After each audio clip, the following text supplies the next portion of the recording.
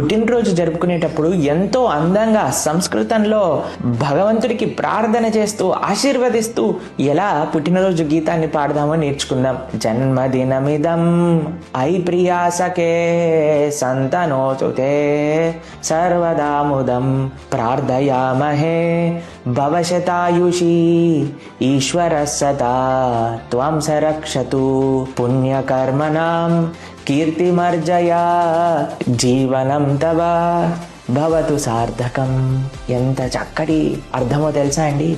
అయ్యా, ఈ పుట్టినరోజు జరుపుకుంటున్న నీకు ఆ భగవంతుడి యొక్క ఆశీస్సులు పూర్తిగా ఉండుగాక.